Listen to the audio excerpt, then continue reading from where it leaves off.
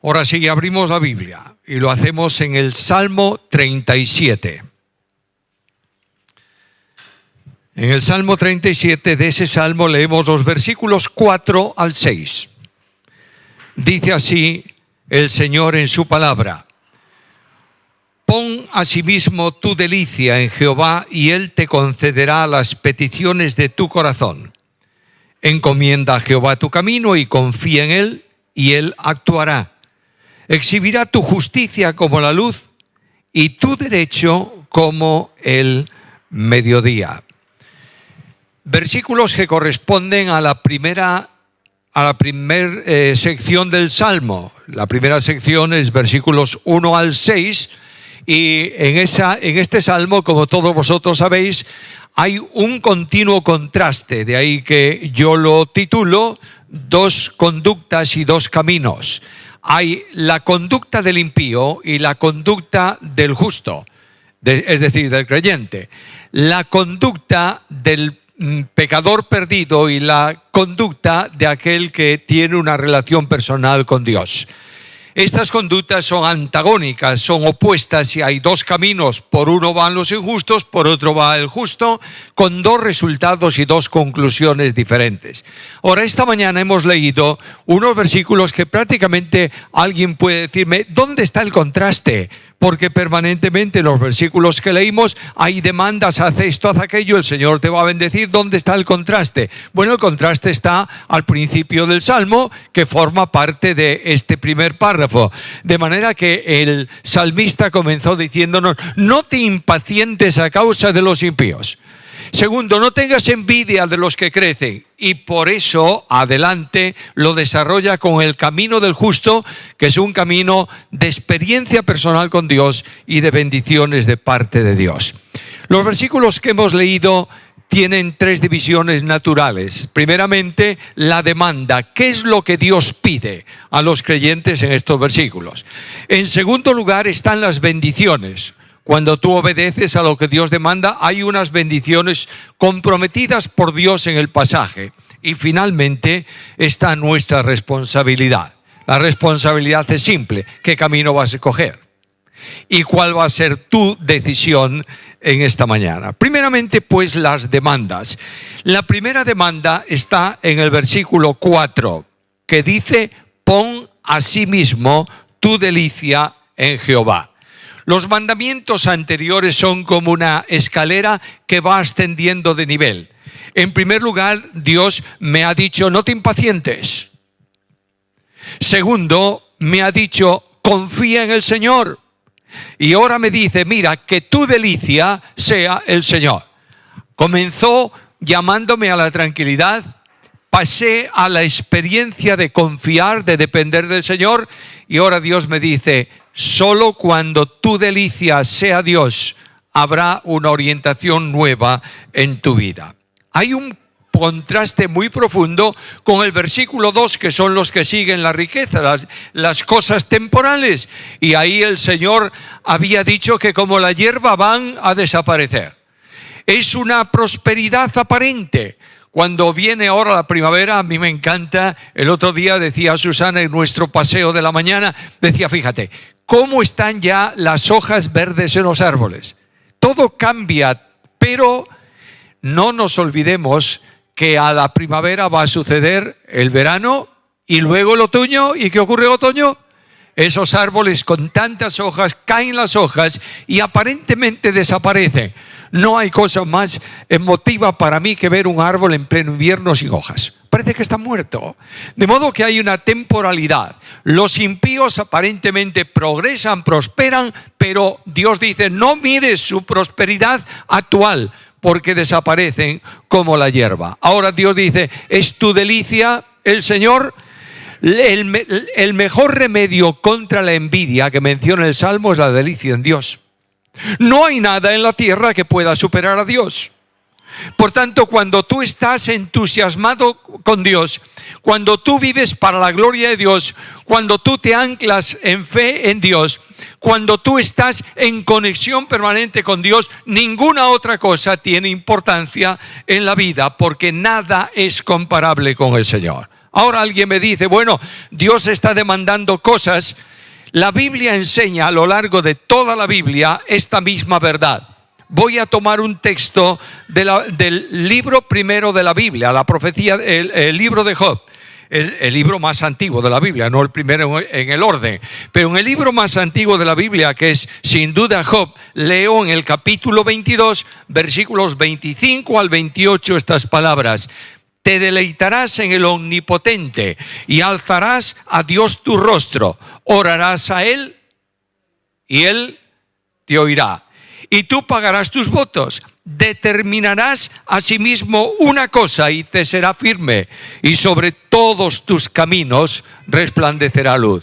Nota las consecuencias de tener la delicia en Dios. La primera consecuencia es la respuesta a la oración. Dice el texto de Job, Dios te oirá. Tú orarás y Él te oirá. Bueno, tenemos que entender bien ese verbo oír.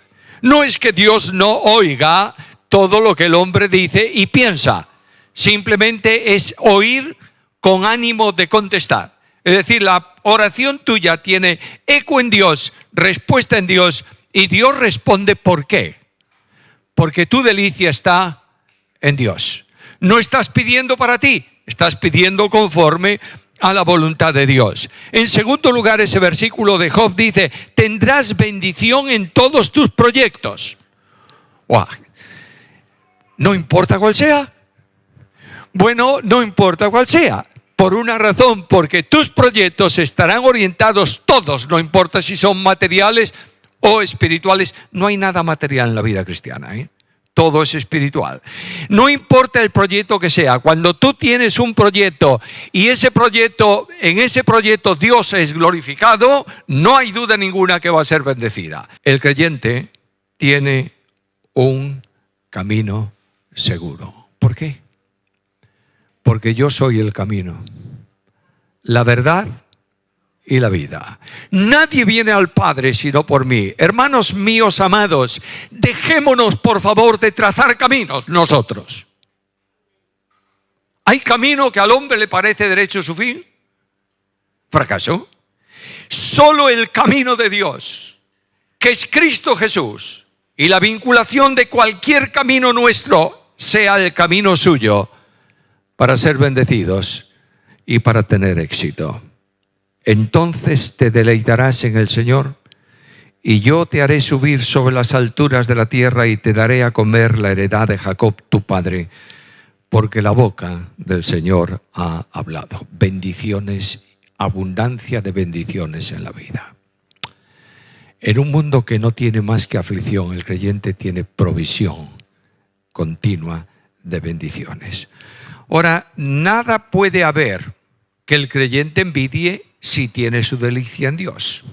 Porque no hay nada, dije hace un momento, más importante, más grande, más perfecto que Dios. El hombre se deleita en aquello que le dirige, o si lo quieres al revés, el hombre se dirige en aquello que le deleita. Pongo un ejemplo en las palabras de Jesús. Jesús dijo, de la abundancia del corazón habla la boca. La provisión de Dios segura está en la disposición que Él tiene hacia nosotros en la medida en que nosotros lo entendamos con claridad. Voy a mencionarte un texto de Romanos capítulo 8, versículo 32. El que no escatimó a su propio Hijo, sino que lo entregó por todos nosotros, escucha la pregunta: ¿cómo no nos dará también con Él qué cosa? Todas las cosas. No te angusties, querido hermano, querida hermana, porque todo es tuyo. El apóstol Pablo dice que el presente, el pasado, la vida, la muerte, todo es tuyo. ¿Por qué? Porque todo es de Cristo y tú estás en Cristo. El secreto de la vida cristiana no está en hablar de Cristo. El secreto de la vida cristiana no está en cantar de Cristo. El secreto de la vida cristiana está en vivir a Cristo. ¿Entiendes esto? Es decir, no hay posibilidad de que tengas una vida de éxito que no esté vinculada con Cristo. La vida de libertad es Cristo. No busques libertad. No digas soy libre en el espíritu si no estás viviendo a Jesús. Porque la Biblia dice, solo cuando el Hijo te libra, eres libre. ¿Lo entiendes? Por eso, hermanos queridos míos, si este fuese el último mensaje que predico, quisiera que quedase clara una idea. Recupera a Cristo.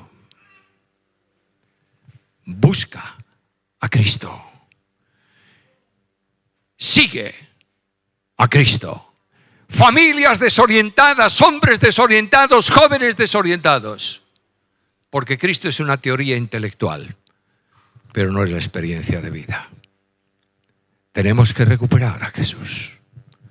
A veces pienso que hace 500 años ha habido una reforma de iglesia. Es verdad, sí. Martín Lutero, yo creo que necesitamos un Martín Lutero hoy. Que simplemente llame a los creyentes no a un cambio de iglesia, ni de denominación, a un encuentro con Cristo. A un seguir a Cristo. A un pisar las huellas de Cristo. A un mirar a Cristo permanentemente. Y solo así hay victoria, porque solo Él tiene todo el poder en el cielo y en la tierra. ¿Leísteis El Peregrino? Bueno, Benjamín me dice que sí. Claro. En base a decirlo tantas veces los sábados por la mañana, pues Benjamín leyó El Peregrino. Muy bien. El Peregrino es un tesoro. Tenemos el librero aquí. ¿Tienes libros de Peregrino? Tiene libros de Peregrino. A ver cuántos se compran al final el libro del Peregrino y lo lee. Peregrino es una verdadera maravilla. Cuenta ilustrativamente el tránsito de Cristiano desde la ciudad de destrucción hasta la ciudad celestial. Y hay un pasaje ahí muy interesante en la casa del intérprete, en donde Cristiano está recibiendo una instrucción mediante ejemplos visibles que le ponen delante. Y dice que fue llevado a una habitación de esa casa donde estaba un hombre en el fango, en el lodo, en la porquería, con las manos metidas, buscando algo. Y Cristiano le preguntó al que le acompañaba, ¿y este qué busca?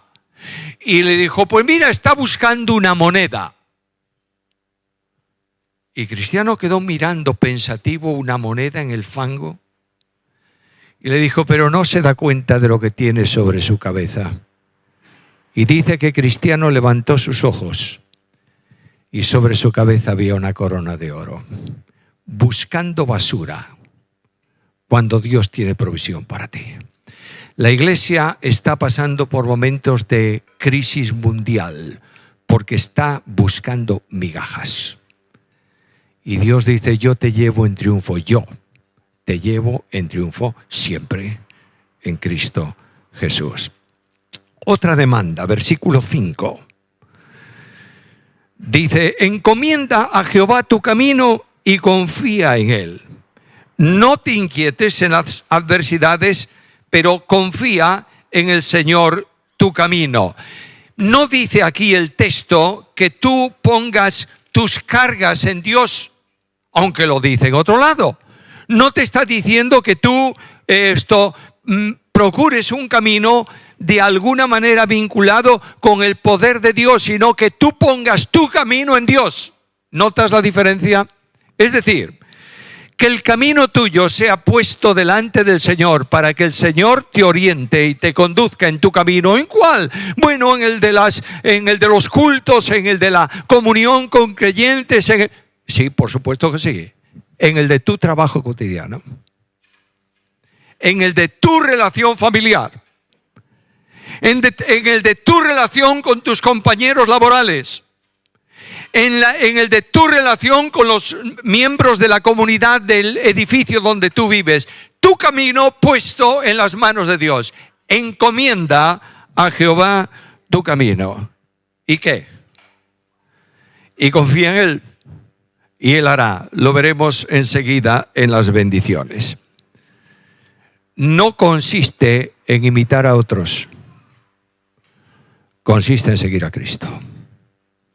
A veces estamos tratando de imitar, qué bien va esto de esta manera, o esta iglesia, o lo que sea, no importa lo que sea. Yo quiero ser como. No es como, es como Cristo. Cristo es la meta, la marca y la forma y la orientación y la luz y el camino. De nuevo quiero decirlo, enfatizarlo con todas mis fuerzas de las que sea capaz. Y pido al Espíritu de Dios que lo grabe con fuego en tu alma esta mañana. Cristo, solo Cristo y nada más que Cristo. ¿Lo entiendes bien? Es el secreto de la victoria. Es la razón del poder de Dios. Quien tiene a Cristo puede decir en su vida: todo lo puedo en Cristo que me fortalece. Ahora, una nueva demanda, y en ese versículo, confía en el Señor, en el versículo 5. Bueno,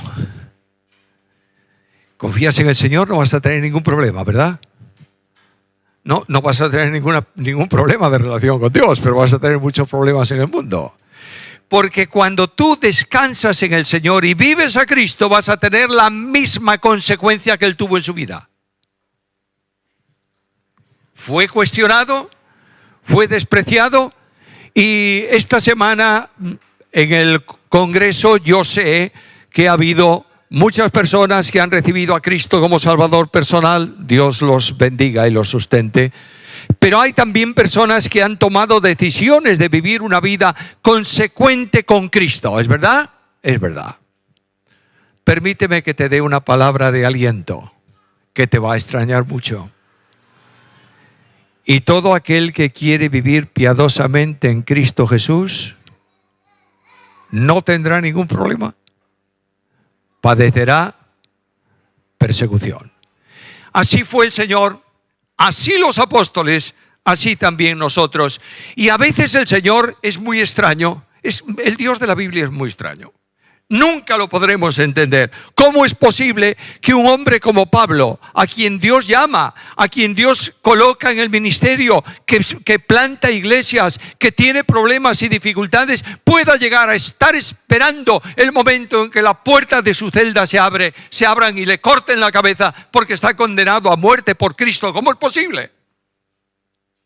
Es más, algunos podrán causarte muchos males, solo en la medida en que el Señor lo permita. Escucha a Pablo. Escribe a Timoteo: Alejandro el calderero me hizo muchos males. Y yo digo: ¿cómo, Señor? ¿Por qué no intervienes en eso? Porque Dios tiene un propósito en la vida de Pablo y en la tuya y en el mío. ¿Lo entiendes? No. Pero descansa, confía en Él. Y en esos momentos de dificultad, encomienda a Jehová tu camino. Y a veces el camino, bueno, el Salmo dice: encomienda a Jehová tu camino y Él actuará. Pero a veces la carga es muy pesada en la experiencia de la vida cristiana. A veces hay problemas que angustian el alma. A veces las cuestas de la vida cristiana son enormemente difíciles. A veces los caminos son pedregosos y lastiman tus pies. A veces el polvo del camino nubla tu vista. A veces la noche no te permite ver con claridad más que la luz de Cristo a un paso de distancia de tus pies. No importa cuál sea el camino. Pero lo que yo tengo muy claro es que cuando tú pones sobre el Señor o entregas al Señor tu camino, Él conduce tu senda por sendas de justicia, por amor de su nombre. Oh Señor, la carga es demasiado grande.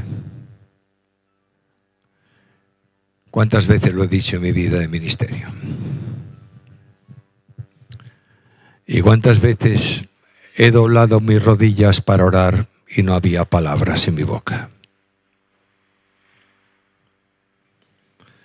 ¿Y cuántas veces he despertado por la mañana con una almohada mojada?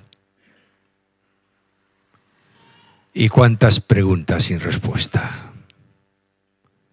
Y cuando tengas el alma cargada y los ojos inundando tus mejillas de agua, coloca en el Señor tu carga. Salmo 55, 22. Encomiéndala, déjala en sus manos y Él va a quitarte la carga, ¿verdad? No. Él sabe que la carga es buena, pero dice, Él te sustentará. ¿Sabe lo que hace Dios? Te toma en su mano para que tú seas capaz de llevar la carga. ¡Qué bendición tan grande! Escucha otro versículo del Señor. No puedo aplicar nunca la Biblia, ni voy a hacerlo jamás, que no esté Cristo presente en esa aplicación. Y la aplicación que encuentro aquí son las palabras de Jesús. Llevad mi yugo y aprended de mí, que soy manso y humilde de corazón. ¡Oh, qué bendición llevar el yugo y la carga de la vida uncido a Jesús, que tiene todo el poder para ayudarte a llevar la carga! Hace años, en una aldea de aquí de Galicia, me encantaba la aldea porque, entre otras cosas, podía correr libremente. Me conocían todos los vecinos y, ¿sabes? Una de las bendiciones de eso es que escapaba de mis padres. Mis padres me dejaban en paz y yo andaba por ahí haciendo lo que me parecía mejor. Bueno, y llegué, estaba en una casa, me hospedaba en una casa, y el abuelo de esa casa me dijo: mañana tempranito te levantas y vamos a poner una becerra, una vaca jovencita. Dice, vamos a ponerla por primera vez en el carro. ¿Quieres verlo? Sí, cómo no, naturalmente. Y allí viene la becerrita, le ponen el yugo. Ya el primer problema fue cuando le pusieron encima el yugo, ya no le gustó nada. Y luego el hombre fue al lugar de las vacas y sacó una vaca grandota, vieja, acostumbrada al yugo y al carro, y la puso en el otro lado y le puso el carro. Y claro, aquella vaca joven, la primera vez que lo hacía, se revolvía para todos los lados, pero la vaca ya mayor, digamos así, mantenía ese carro y lo llevaba derecho, no le importaba lo que el otro hacía. Ella cargaba y empujaba. Tú puedes rebelarte con la carga, no importa lo que tú hagas. Si estás unido a Cristo, Cristo te ayuda a llevar la carga. Y yo sé que esta mañana hay personas sentadas en estos bancos con angustias vitales. Y sé que es muy fácil un consejo: confía en el Señor. No. Aférrate a Cristo. Deja que Cristo controle esa situación y te llevará en triunfo. Ahora, después de estas demandas, y debo avanzar rápidamente, después de estas demandas están las bendiciones. ¿Cuáles son las bendiciones? Primeramente el Señor me dijo: confía en Jehová, pon tu delicia en el Señor, encomienda al Señor tu camino. Y ahora, ¿cuáles son las bendiciones que tú me das en este camino que yo elijo de obediencia a tus demandas? Primera bendición, la segunda parte del versículo 4. Él te concederá las peticiones de tu corazón. La oración tendrá respuesta. Yo sé que a veces se dice, yo lo he dicho en más de una ocasión, Dios responde tu oración de 3 maneras. Sí, no, espera. Con el tiempo he descubierto que esto no es así para un creyente. Dios dice siempre sí. Él lo ha dicho.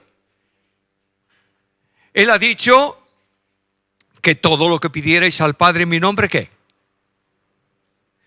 Lo que ocurre es que muchas veces nosotros buscamos una respuesta que no es concordante con la voluntad de Dios. Dios responde a la oración conforme a su voluntad. De manera que el apóstol Pablo dice, ¿cómo hemos de orar? No sabemos. No sabemos cómo conviene que digamos, pero el Espíritu intercede por nosotros con gemidos indecibles. ¡Qué bendición! Mis palabras son torpes, las de Dios perfectas. Mi deseo es limitado, el de Dios es perfecto. Y cuando yo oro al Señor y digo, Señor, dame esto, el Espíritu cambia mis palabras y dice a Dios, lo que Él necesita es esto. Y Dios responde. ¿Cuántas veces he preguntado al Señor, Señor, no puedo creer mucho en el versículo de pedid y recibiréis, porque no es verdad? Y Dios me ha dicho, te estoy contestando a tu oración mucho más intensa y grandemente de lo que tú has pedido. Dios responde a la oración. Cuando no responde y guarda silencio, muchas veces es porque pedimos mal, para gastar en nuestros deleites. A veces pedimos sin mala intención, queremos esto y aquello y queremos alcanzar esto y eso a última hora es una medalla que te estás poniendo para que digan qué grande es este hombre o qué perfecta es esta iglesia. Basta de deseos personales. Señor, ¿qué quieres que haga? ¿Lo entendemos bien? La bendición segunda la tienes en el versículo 5, en la segunda parte. Él actuará. Cuando la injusticia sube de tono, cuando hay problemas y dificultades y estás metido en medio de un círculo de oposición, de confrontación, de dificultad, cuando muchos te acusan, cuando te señalan con el dedo, no importa con qué, encomienda, descansa en el Señor, no tomes tú la justicia por tu mano porque hay una promesa, Él actuará. Nuestro destino se completa con gozo cuando realmente descansamos en el Señor. El camino nuestro puede ser difícil. ¿Crees que hay caminos difíciles? Pero no te olvides que es trazado por Él. Él trazó el camino. Por tanto, el camino es correcto, es perfecto, es bueno para nosotros y tenemos que caminar por Él. ¿Y es angustioso el camino? No siempre, pero sí muchas veces. Y cuando el camino es angustioso y Satanás, el enemigo, viene para decirme, mira cómo te está tratando Dios, y además decirle, no hay solución a tu problema, en ese momento tremendo levantas tus ojos. ¿Y sabes quién está ahí contigo en la angustia? Escucha el Salmo.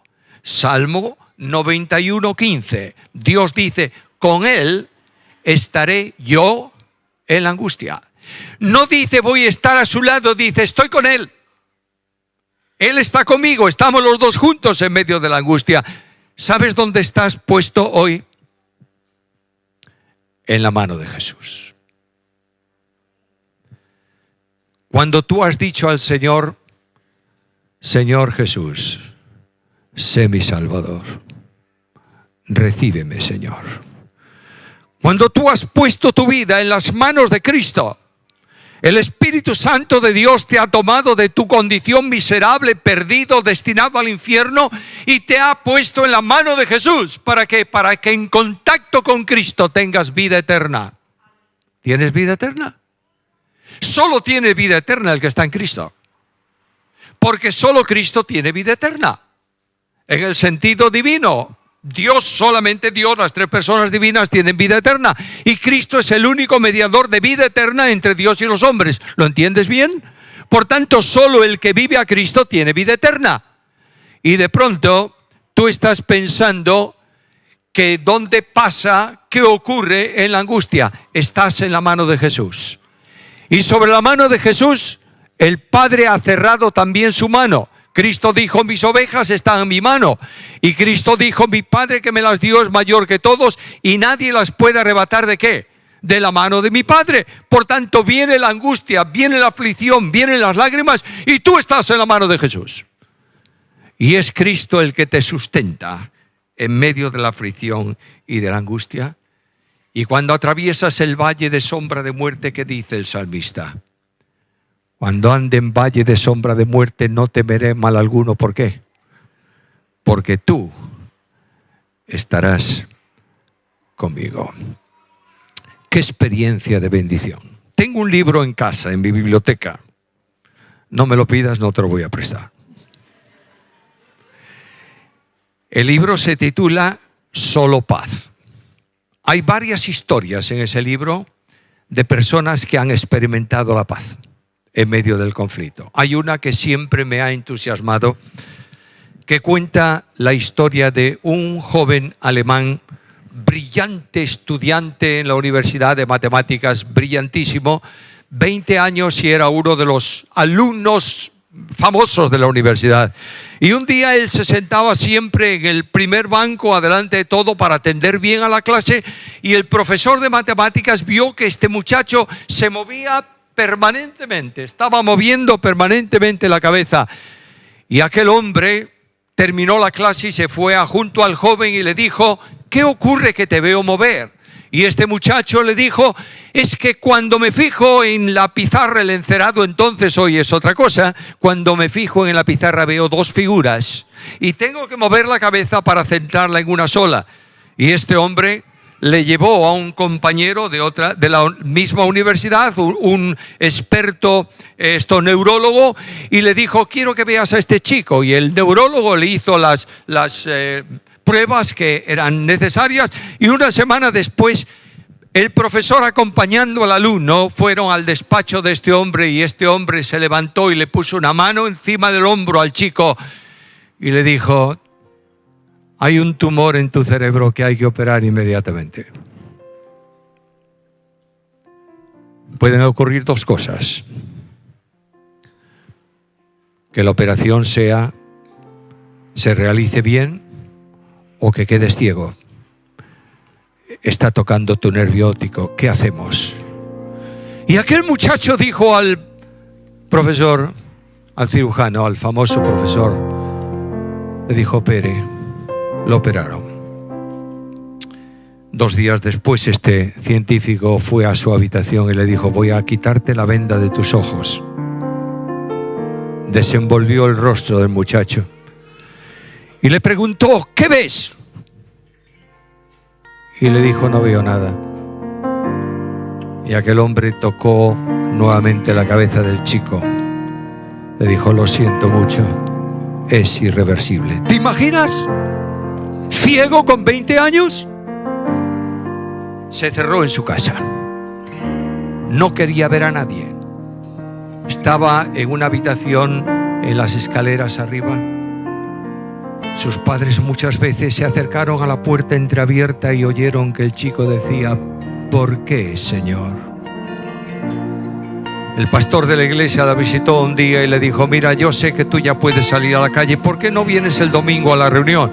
Y el chico dijo: ¿a qué? Y el pastor le dijo: ¿a qué?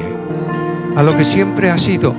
Tú eres uno de las voces privilegiadas de la iglesia. Tú cantaste muchas veces en los servicios: ven el domingo y canta el domingo. Y él dijo: ¿y por qué? Porque Dios es bueno.